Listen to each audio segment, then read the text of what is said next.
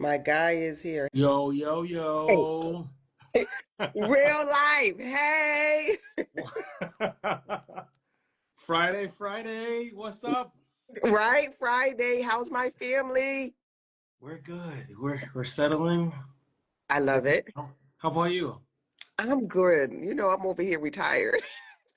It feels so strange hearing you say that. Me too. In my head, I was like, within 2 weeks, Tasha's gonna create like it's gonna be like a bus trip. It's gonna be something. Save the women field trip. I was like, something is gonna Yo, come I within promise weeks. you, I'm fighting myself not to. I'm That's good really though. fighting. Like, oh, I should like we should be in Barbados. Like, why? You put in years of work, Yeah. like Yep. decades of work Yep. to take a break. I am retraining my mind and body to Mm. like literally like that go mode. I'm like, I was just telling my husband yesterday. He called me on the way home. I was like, I don't. And at this time, it might have been 2:30, 3 o'clock. I was like, I don't know where the day went. I think I sent two emails. I did nothing else, But you and you set it up though. I did. I did between automations, building the team, and literally building a life that sustains itself and works and operates outside of me. And so it's retraining as a Black woman in America, like we are built to Mm. hit the ground running. And it's like I had my first son when I was 20. So I moved out of my Mm. mom's house very Yep. early, 20, on my own. It's just me and this kid. And we've been trucking since. So, right, since I was 20, I've been in go get 'em mode, Oh yeah. go mode, right? And so I'm just like, huh, breathe. But you also with that, like you're also breaking. You're not only breaking like a generational curse for like for your family, but you're Yeah. breaking like a curse for Black women. You better say it, right? Because Giving yourself permission to build, right? Because this didn't come without a struggle. So we yes. got we I'm here because of what I had to put in the early stages, right? So that hustle, that grind, that Hmm. praying, the stepping out on faith, the listening, the questioning, the sleepless nights, The the question. good the, the good cries, the bad cries, Yeah. the spinning in circles, the trying that didn't work out, the sliding down the wall, just Yeah. pure exhaustion. Talk about talk about this because I think people may not see it as a part of the process. Oh yeah. Talk about like the building the things out so you could Yeah. retire. You know, like you said, this where I live at now is 2.5 decades in. Hmm. Let's Hmm. like people see it now, right? So I'm 45. I'll be 46 in October. Remember, I left my mama house at 20. 20. Yeah, yeah. So let's be clear, right? At 20, I was gone and with a kid. I was With the 5 months kid. pregnant. I was 5 months pregnant, right? And so it was a building. At first, it was pure survival. I wasn't operating on purpose. I didn't know about a purpose. I knew, I remember telling my mom, I'm not going to raise a kid in your house. Like, I knew that. I knew that. Because of And because of because of the church rules? not necessarily the church, but my sister had a kid. Mhm. And then so I saw my mom parent my sister while my sister tried to parent my niece. I was like, and my mom had every right to, right? My sister didn't know nothing about raising a kid. And so my mom had every right to. And like, yo, get up. She gotta get, take her for a walk, do this. Like my sister was young, so didn't know. Teenage mom, right? And I was like, I just knew what I was doing. I'm not raising a kid here. And like, so Mm. I said it out of, oh no, I ain't doing that. And Mm. so when I got pregnant, Tasha went and got her an apartment. And so So this go getter didn't start as a therapist. no. it morphed into something else. Totally wild. So like I said, so now I'm in survival mode because now I have a baby. I done moved out. I got the apartment. I got me a piece of a car, and I'm just trying to, make it work. Me and my baby, we gonna make it work. By this time, I'm embedded in the church, right? So like I said before this, I'm a third generation preacher now. I wasn't then, and so we're trying to do life, right? So I've been in a hustle, survival mode, and then I just came out of survival mode consciously, out of survival mode probably 2020. Wow. By this time I was already in private practice for 2.5 years. And I think a little bit of that still had some kind of residual effect to where it still was stored in my body. That's what I'm dealing with day to day now, that it was still consciously, money Yeah. wise, I'm good, right? Money wise, I think I made it. But my body has all of this decade worth of survival stored up. I mean, you would know it better than me from a therapy angle, from a fitness angle, which Mm, almost mingle. It's almost as like hustle is trauma stored in the body. yes. And it's like, how would you advise a black woman to get it out? I always say that it's an energy and energy needs to be expelled. Hmm. So, movement, I don't care if it's yoga, I don't care if you're running, I don't care if you're out there walking, you have to move the body Hmm. to expel some of that energy. So, I applaud people that go to the gym. Drew, I want to be one of them gym rats so bad. You can be. I can't. And I know just consciously, I can't. What's the is it because you don't want to work out around people? No, I don't want to work out. Okay, that's legit. That's Yep. lit. Maybe you haven't found the workout genre that you like. It very well could be. I didn't brought the cute clothes. I didn't tried from fitness edge to Planet Fitness to private gyms. I've had 3 or 4 trainers. Tasha just don't like to work out. I just, Do you like to walk? I do. Maybe just go to walk. Yep. I like, and I'm in a walkable neighborhood. I can throw on my sneakers. I like to do that, right? I can put on my headphones. I love to do that. So I'm like, people just get up and walk. I done brought the Peloton tread and the bike, Drew, and gave them both away for free. Drew, I want to be it so bad. And I just,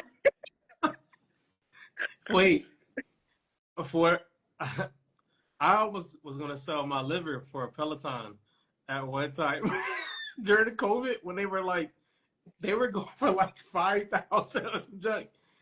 Maybe this is how I see it because I've had a chance to work with black women, but pretty much all my fitness career. It was all, hmm and then in the church it was always black women.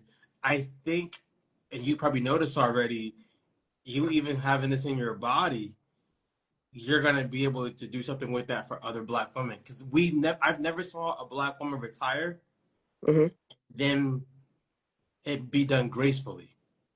It's always mm, like this hard, brutal stop, hmm and then they decline. Like I've never hmm seen a black woman honestly retire and then like start moving forward in life. They usually like decline because they stop moving. yeah. And so then that's what I'm fighting. So here's what in my mind, right? This is probably week 3-ish, right, of coming out of full-time practice. So I've been laying around, which I need, right? Because there has to be a rest period. And so I'm forcing, especially for high achievers, burnout is hidden in high achievers.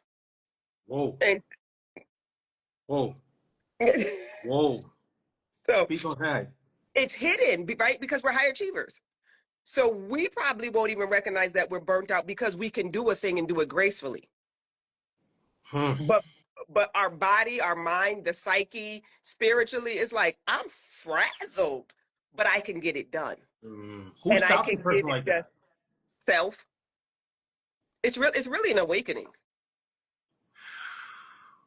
Why, but when you sit down and ask yourself the hard question, I can get it done, but why can't anybody else? That's what you've done that I admire, and I would love to see more black women. Like I have a soft heart for black women because my Hmm. mom's black, my sister's black. Like, you're my sister. Hmm. I I want to see them be able to implement that in their lives because we come from like generations and eras where like you do it all Right. because you're the only one that can do it, and that's Mhm. not it's not true. Yeah, right. But we're groomed like that, right? So, an important hub or community of many Black families is the church. And Black women are the backbone of the Black church. We Man, standing, we standing at the gate when you come in. We in the kitchen. We we praying. seriously, We praying babysitting. people through, babysitting, burying the dead. You name it. We are intricately woven into the fabric of the Black community, of the Black church. And then the Black church wraps, for the most part, Black communities, right? Community, If yeah, you are not in church, you know somebody connected to a church because when it comes time immediately, to be buried, you can call somebody to say, hey, you know what, Pat, you know somebody. And so, yeah, immediately. immediately, so and so is a pastor, or so and so can preach, or so and so go here. You know somebody, right?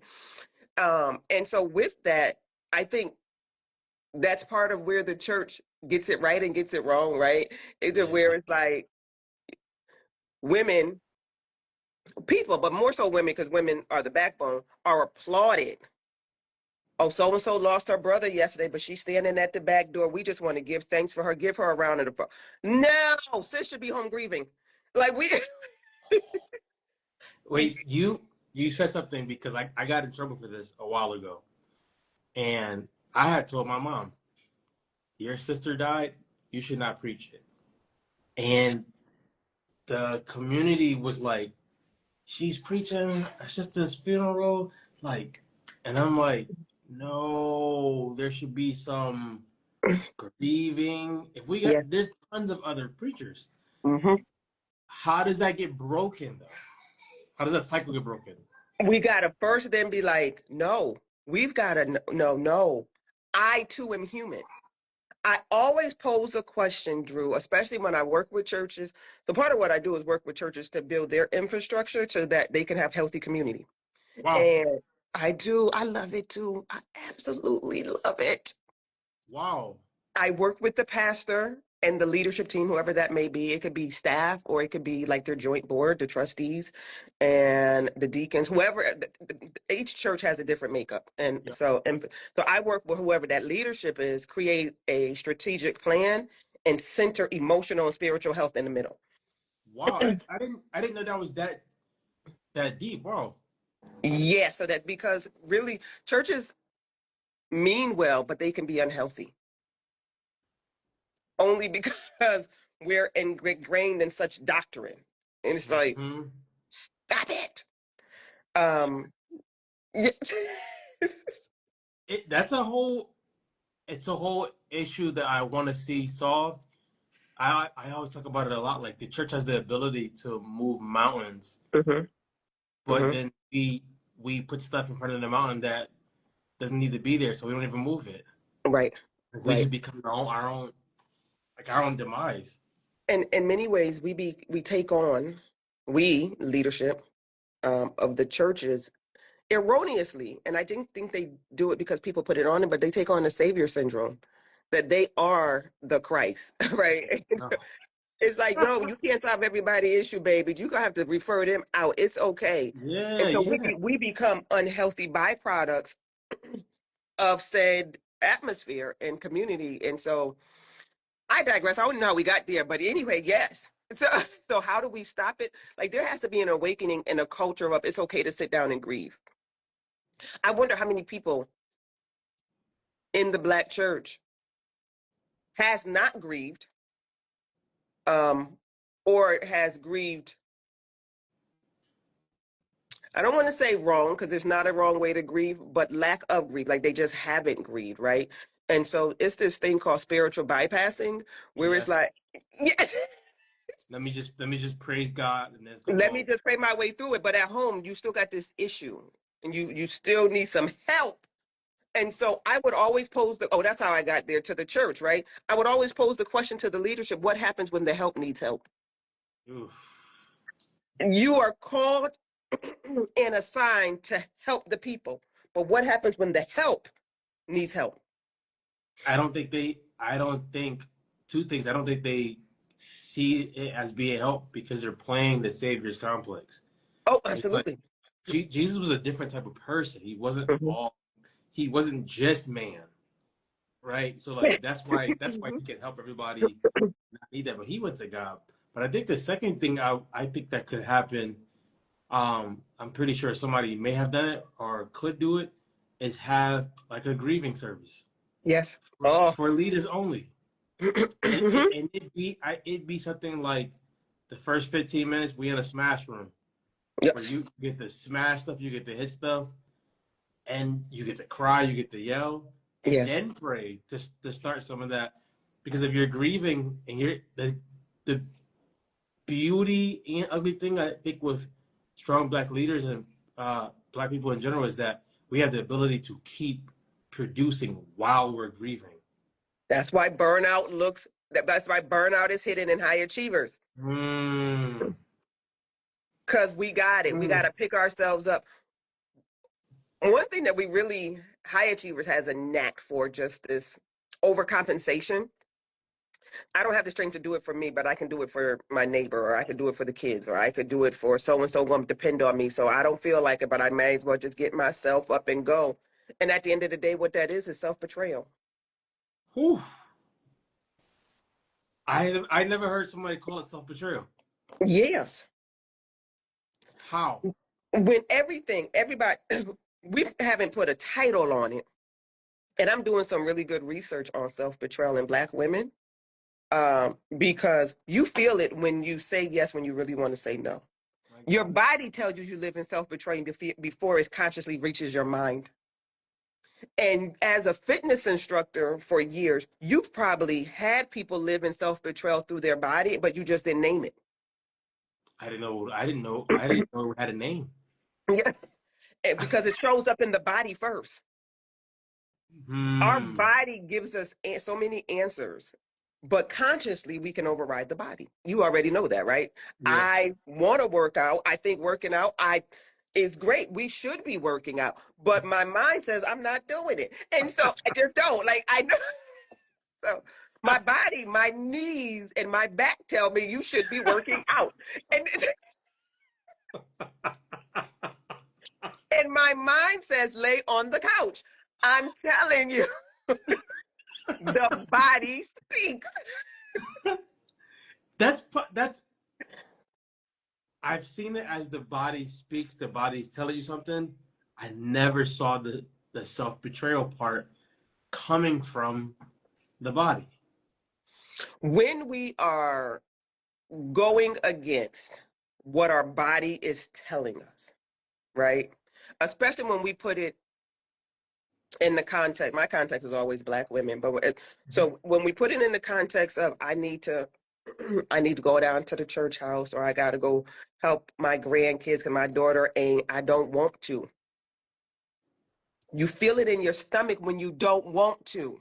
My gosh. Your stomach is the compass. Hmm. Uh, you feel it deep in your soul. I don't want to do this. I don't want to do Hmm. that. I don't have the energy to do this, but I keep going. So why do you keep going? Is it Why because are you the not norm? allowing yourself to rest? Hmm. It's seen, we know it. It's seen that if you rest, that you're not appreciating the opportunities that Mhm, could mhm. be. You're not using your God given talent, or if you rest, everything's gonna crumble. That's But it is right it? there. Yeah. If I rest, well, if I don't do it, who's going to do it? Well, I've adopted a stance. If I don't do it, it won't get done. I'm okay with it. But that was an awakening and a shift. Many Hmm. times we overproduce, which allows others to underproduce. My gosh. And so, and while we continue to overproduce, they gladly with their feet up, but we running ragged. Do you hear me? And then blaming them. And right. Oh, and then so it's just really resentment sets in.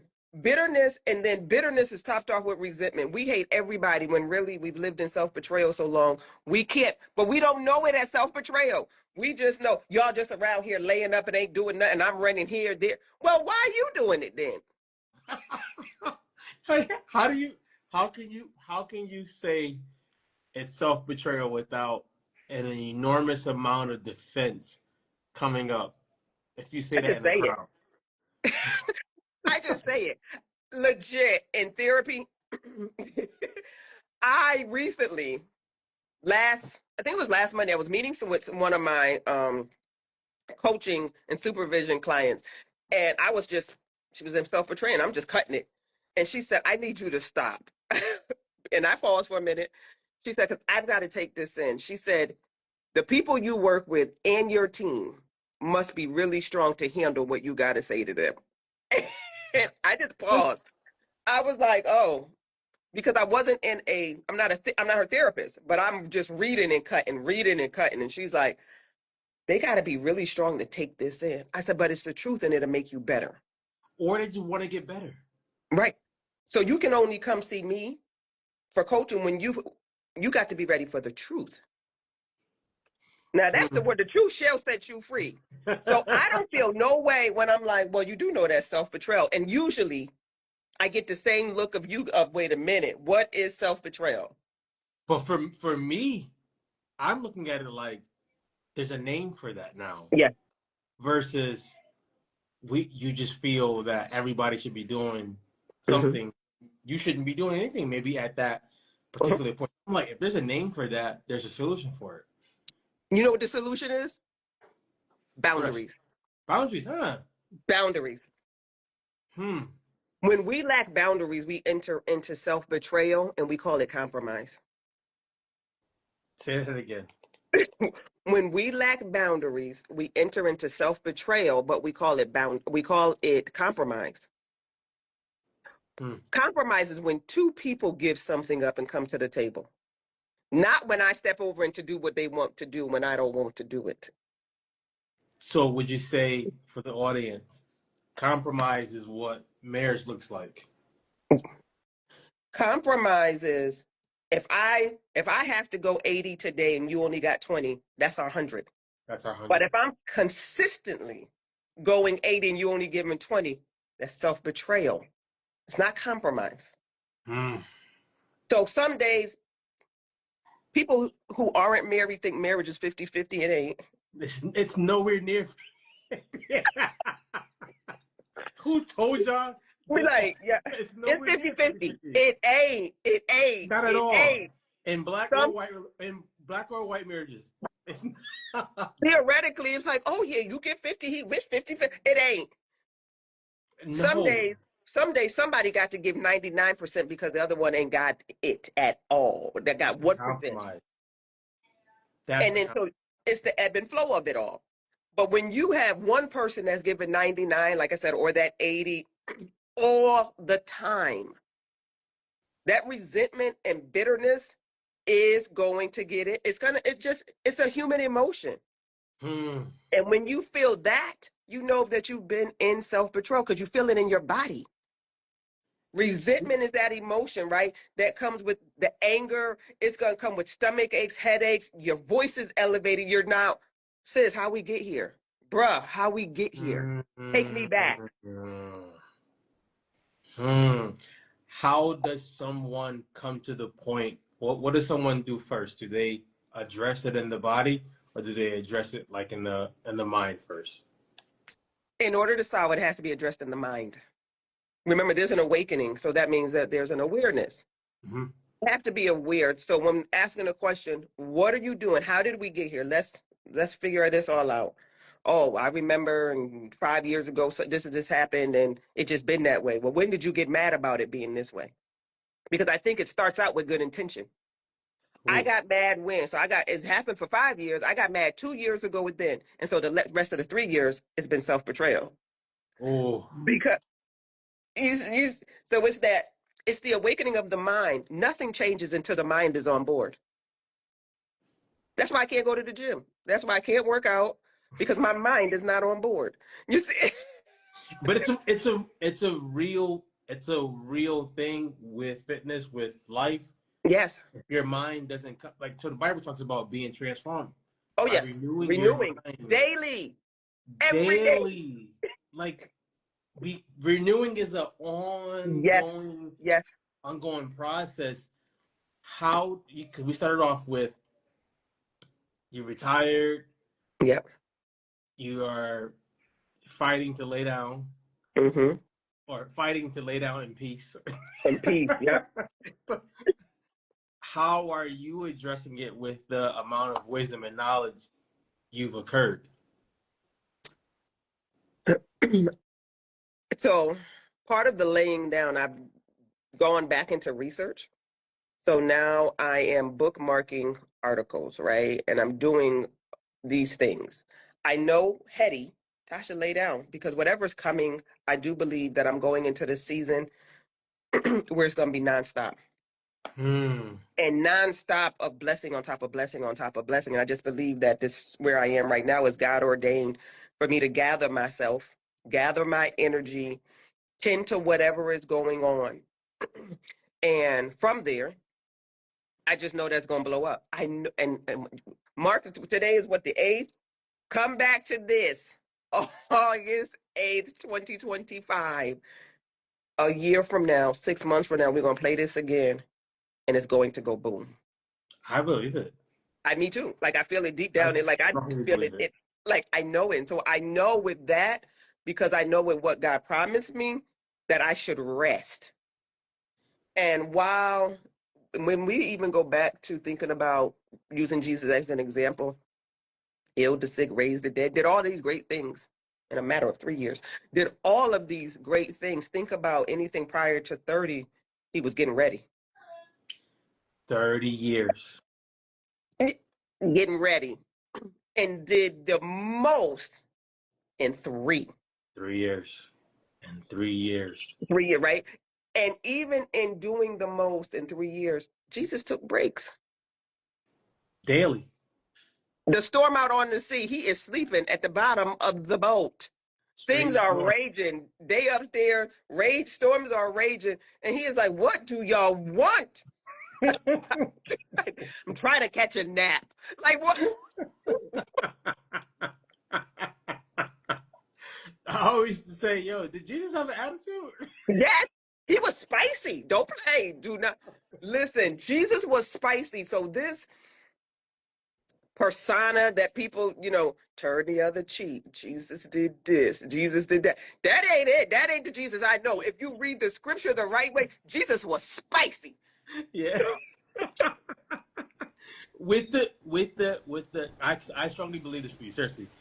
With the preparing for what's next, how did you actually give God like a yes to step away from your practice and the way you were? So I was in Jamaica this June, and went with no expectation, right? I was just, okay, God. The retreat that I went on was called Expansion, right? Mastermind retreat, and I had no intention. So I remember flying over there and was like, what are you going to get out of this weekend? I just want to expand. I don't know what that is. I didn't go in. I want to expand and be of service. That was it. And I was posed a question in March by my good brother Drew. Right. By my good brother. It wasn't even a question. I don't even think you had a question. It was more of a, yo, sis, do you know? I was like, yeah, I get it. I hear you, but whatever. I get it. So you remember the exact moment I'm talking about. I see the moment now. So he was like, yo, what? And It wasn't a question. it wasn't. It was more of a statement. That's why it was. We had an encounter. It was a statement, and you grilled me and was like, but. I was like, whatever.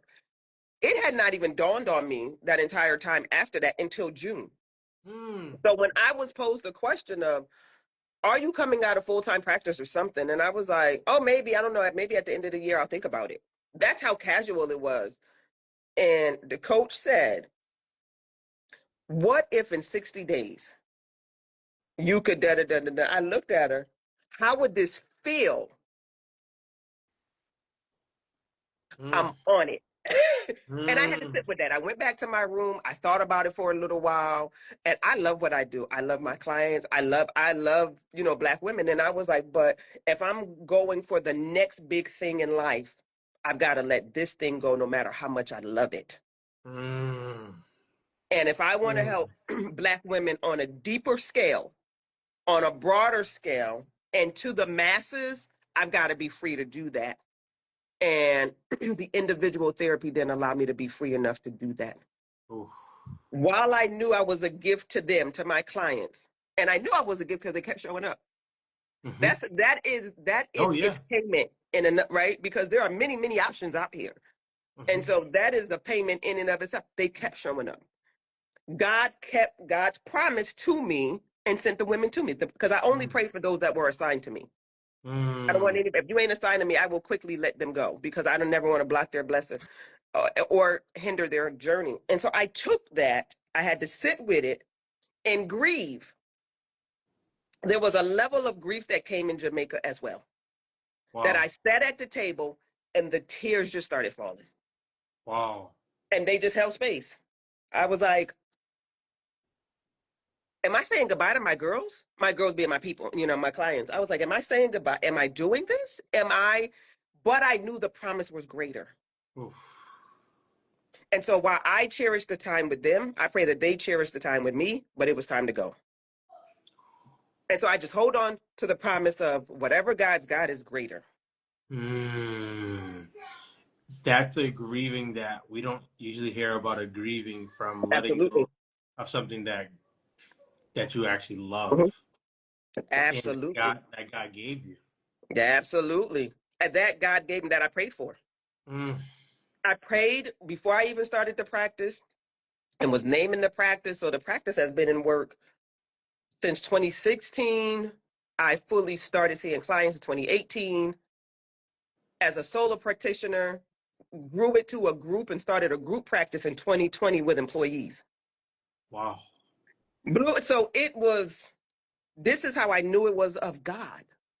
Wow. And I still only prayed for those that are assigned to me. And so I know, and I had to think back that if God kept God's word for that, Yeah. and I'm hearing a pause come for whatever is next, and God knows my heart that coaching and speaking and consulting on a greater level to reach the masses, I'm going after that because God's been faithful over this. Mm, So it allows me to rest and be like, well, all right, God, I'm going to rest because I know whatever the next is, it's going to be a thing. I let me say this without crying. Oh, you see me over here getting teary. I had to grab the water as a distraction. God. So the reason why I say without crying is because I remember I remember being at a we were at a conference in March, Mm-hmm. and before we got to the table where we started talking about that, we both were noticing like, something shift. For me, I was doing I think the panel stuff, so I was in the front seat, but I was Mm-hmm. looking back, and I was trying to get your attention. Mm. When things are going on, I'm like trying everything not to be like Tasha, and I'm looking. I'm like, something's about to happen for her. Not even saying it as a cliche, but I was like, something big is about to happen for Yeah. her. And I was like, I don't know what it is. We finish that, we clean up, we go to start eating, and then I'm like, yo, I'm burning. Mm. I was like, I'm burning. And I was like, Tasha and I are close enough where Oh, I can yeah. tell what's going on. I heard not take offense to it. And I was like, yo, I don't even remember what exactly I was saying, but everyone around us was trying to just make sense of it, and I was like, it don't need to make sense. Mhm. You gotta do this. There's something there, and like, so the part that's gonna make me cry was you were fighting, but you weren't fighting. Mhm. It was like, I'm not hearing you because I either sent something. No, you came to the table Yeah. and you was like, is this about to happen?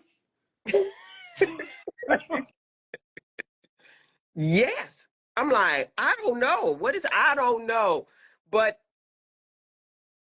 in that moment in March, something clicked. I think a seed was planted. Like I thought about it, but didn't necessarily think about it. Like, oh, maybe this will be it. Maybe it won't. Like, and then it happened in March. Whatever it, like you said, it clicked. It planted a seed. I tossed the seed out, hid it, buried it, whatever we want to call it. And then literally in June, it took root. It was just like, no. And it probably took root somewhere between March and June, looking at it now, right? Where the fruit of it came in June. It definitely took. When you came to the table and you was like, am I about to do this? You had already told Dion. Yep. Like, I think this is where we going. And so I'm sitting there at the table like, and I'm like, everyone's like, yo, yeah, maybe try this angle, this angle. And I'm like, nah, she gotta play. Like, I'm like, this has Yep. to happen. But the the part that the part that I hope people are encouraged by when they like hear this is if God's calling you to rest or to pause, and Yep. you're a high achieving person, Yes. and He wants that burnout not to happen, so that the next thing could actually happen like the way it's supposed to. Like the last thing, like we see, like in the story of Elijah, he defeats the prophets of Baal, and God, he goes into the cave, he falls into depression, and Under the God's like tree. under the tree, and he's like, I need you to rest because Yep. the journey is great that's ahead. Yep. Absolutely. You take your rest, sit some nourishment, but absolutely, you got to get it together because whatever is coming, I sense it in my spirit. I know the direction. I don't know what it is, right? I know what I'm working toward.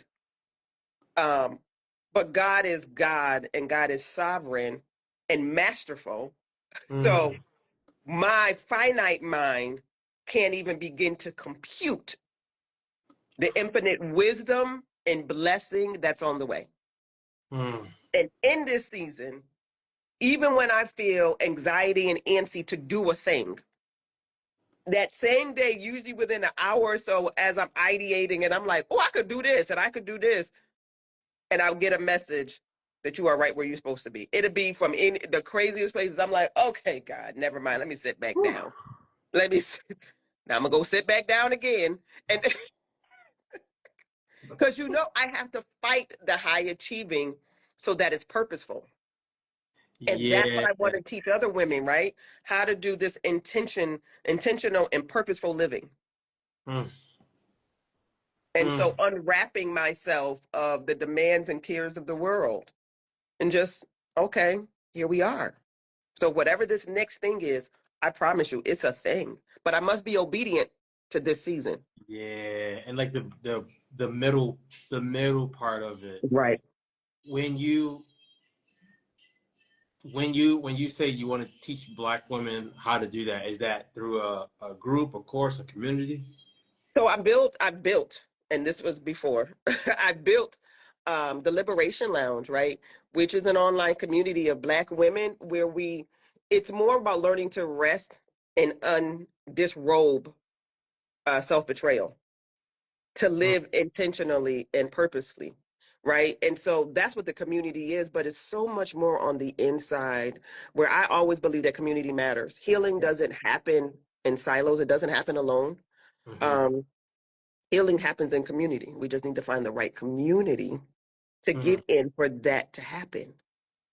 And when we find the right community to get in, it's like a breath of fresh air. And so remember, my prayer from well before I saw my very first client was for God to send the assigned.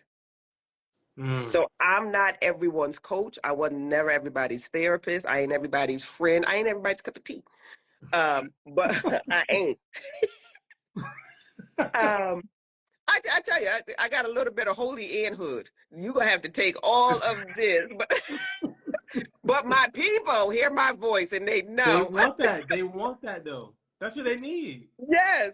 So I'm like, if we're gonna get free and be liberated, we have to do it with intention. And so we have to talk about the things that most communities aren't talking about and present it in a way, right? So this ain't all this glitz and glamour and do this. No, we take them on a journey. I take them on a journey, and I have some other wonderful coaches that I work with that when we do our master classes, it's like, yo, well, this is gonna cut deep. Let's go. Uh, let's go. So we're cutting deep with it to get the work done. So that I want at the end, I want to see people living intentionally and purposely to the glory of God. All of this at the end of the day will be for the glory of God. Oof. Make sure y'all get into that group if you're a black woman. There needs to be a black man that has a group like that. Come on, his name is Drew. His name is not Drew. Come out here. I would never purposely disobey God. He he said would his have to name make is not Drew. he would have to make that one plain. Before I get out, I respect that because something that I was talking to someone recently about. I was like, people are yearning for transparent, honest community Yeah, that can also take them somewhere. yeah. You don't want to be just transparent and like in your wounds, and then once you heal, that's it. It's like, no, we need to go to the next place that you're Mhm. trying to go because now we have qualified people like yourself who can take us there. Right. So is the Liberation Lounge open for people now? Absolutely. Nice, nice. DrNatashaBooker.com. That's where you hit it up, right? Or right. So if you're seeing this, no matter when you're seeing it, if you send us a DM and you DM Liberate, we'll send you a link to it. And it's a link to set up a vibe call with me because listen, I only want the assigned. So I need to talk to the people Mm, because you got to mm. be ready. You got to be ready to eat because I'm ready to feed. And Woo, if you're not ready, come on woo. here, somebody. And if you're not ready Can to that be eat, a tagline? I guess. Listen, if they're not ready to eat, I'm only going to make them sick because I'm going to be forcing something on them that they're not ready for. Woo. My Hello, lord. somebody. My So, lord. My lord. They gotta be ready to eat because I'm ready to feed them. Whew. hello. If you just trying to see what's on the buffet, this ain't for you, child. It's not for I, you. It's not for you. let me go graze and see. No, that ain't for you. I'm ready I for women that are ready to shift. I love that there's a community for that. Yeah. I'm going to intentionally today tell more women about that because I believe I believe strongly when black women are free in their bodies and their mind and their spirits, it's gonna be lights out. I too, I remember I created a tagline that I probably need to trademark at this point too. That if you heal a woman, you heal a generation. Please, And please trademark that. I have T-shirts that saying it all. Got T-shirt, mugs, the whole thing, right? But if you On your heal a site? woman, yeah, no, I took it off the site. But there, it's around. I have T-shirts and everything. Whew. You heal a woman, you heal a generation. I believe that women, because we are the ones that give birth, right? That we don't have to give birth physically. We can give birth spiritually and emotionally to shift generations to come. And that shifting breaks curses and starts new trajectories for those that come after us. We are the ones that we've been waiting for, and we just need to step into it, let God be our covering, and go mad out here. And we are shifting and healing generations. We can end on that note. And that's that. I Oh, appreciate you for chit chatting today, my guy. it was always my pleasure. Go We'll get in do, that group, yo. yo. We'll see ya. We'll talk Yes. Y'all have a good one. Bye bye. later.